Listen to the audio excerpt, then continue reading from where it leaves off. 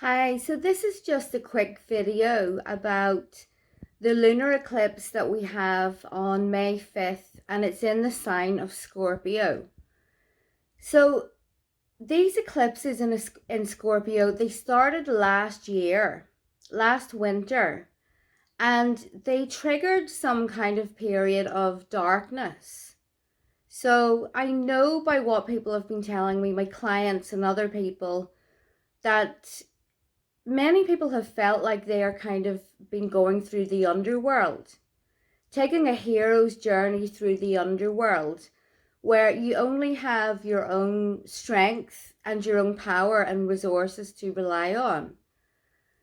So we're coming out of that now. And this lunar eclipse, you could have some unexpected stuff happening, of course, because it is an eclipse and they're hard to predict. But ultimately, we are going to emerge from this much happier and with a greater sense of strength and power, which is kind of what is needed at the moment because a lot of people feel weak and disempowered. And when that happens, especially when it involves large groups of people, entire countries, or even most of the world, the energetic effects of that is that we're getting more laws and stricter governments. Like if you go and look at the hate speech laws that have just been passed by Ireland, it is completely insane. So we all need to kind of gather our strength, and Scorpio is the strongest sign. It is ruled by Mars. And the sign of Scorpio really can cause a transformation unlike any of the other signs.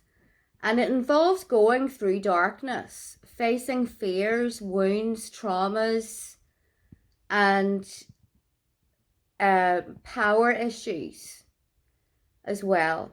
So many people have been dealing with these themes.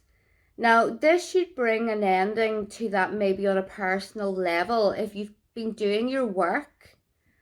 And there is one last eclipse on this axis, and it happens right at the end of the year. So this is connected to the solar eclipse that we had in Aries. It was like Aries on steroids. This is still working in the background. So both of these really important eclipses are ruled by Mars, traditionally ruled by Mars, but they're different facets of Mars. So when we want to get to this solar eclipse in Aries energy, the new beginning that was coming for everyone, first of all, we had to drop some garbage that had been hanging around. And it really had a lot to do with situations with other people where we were in a kind of place of disempowerment. So a lot of people have experienced endings of relationships, jobs, even friendships, that were kind of holding them back. And it's been a massive relief to get rid of some of that. It's kind of like a collective skin shedding that we were all going through. So on the day of this eclipse, or even like the week or two after, you may notice that there are some really unexpected events that happen on a personal level, yes, but also on a bigger level than that, because this lunation is actually opposite Uranus.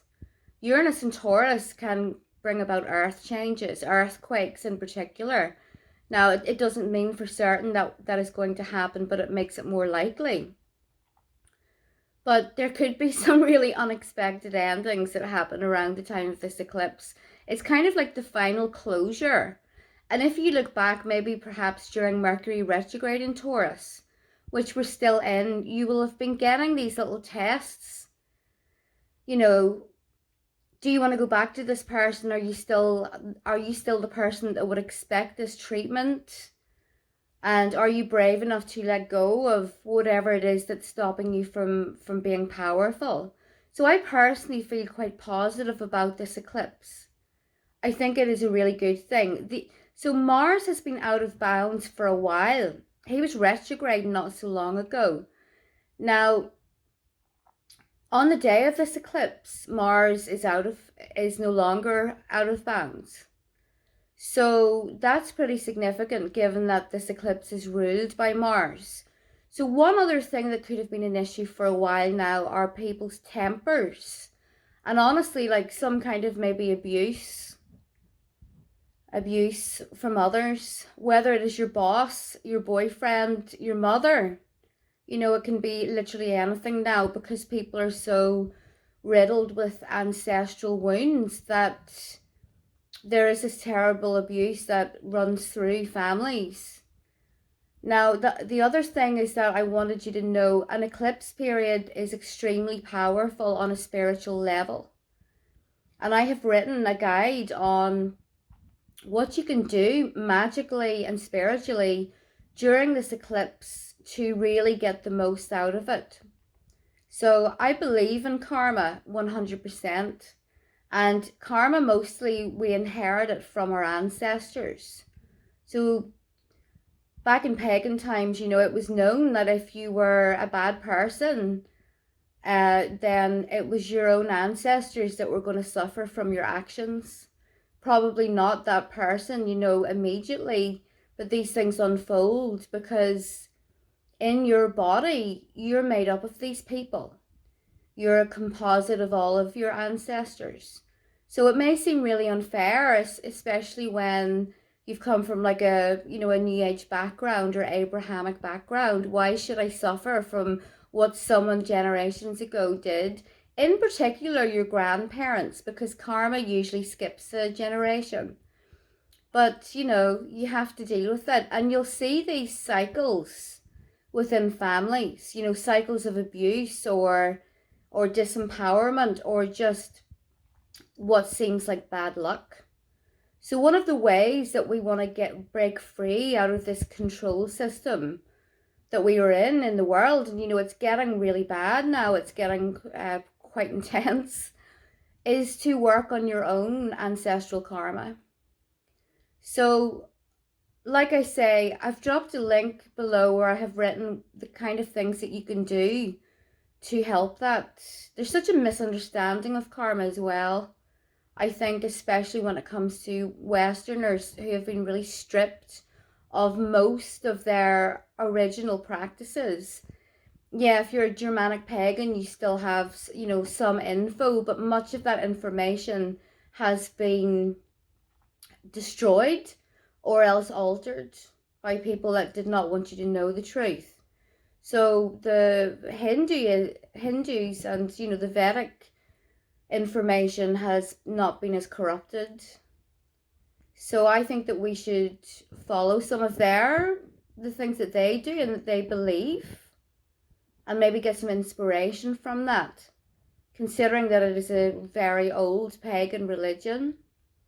But anyway, you can look at the link. Also, if you want to know about how this eclipse is going to affect your sign, I have written a newsletter with written information where you can find out what's going on in your own, for your rising sign and your sun sign. I actually had a bit of a writer's block for about a year. And one great thing for me is that I've managed to break past that writer's block. You know, it's a scorpionic thing when you journey through those uncomfortable areas and you identify problems or issues that are not working for you. Scorpio is the sign that will help you to find a solution. So some other important things about this eclipse is that we've had Mercury retrograde in Taurus. We're in that now, and that will be ending, you know, in the middle of the month, and then soon afterwards Jupiter will enter Taurus. So this is significant, as once again there is a Mars cycle that is ending, because Jupiter in Aries, where it was for a year, was ruled by Mars. You know, Aries is ruled by Mars. So that was an exciting time. However, there may have been a lot of conflict for you.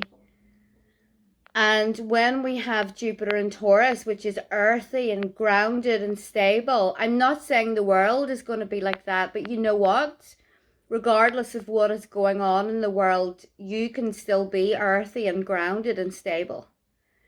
It does not have to affect your internal world. And this is where spiritual practices, looking at your ancestral wounds, and those types of things are so important now because they act as some kind of protection against the madness of the world, which isn't going to stop anytime soon. So I know it's difficult because there has been this massive shift into the darkness, in particular, like the last couple of years.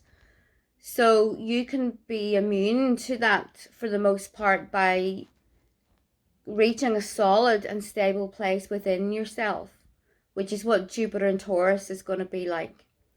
So like I said, we do have one last partial eclipse at the end of the year on this axis, which will be the finalization of all of this.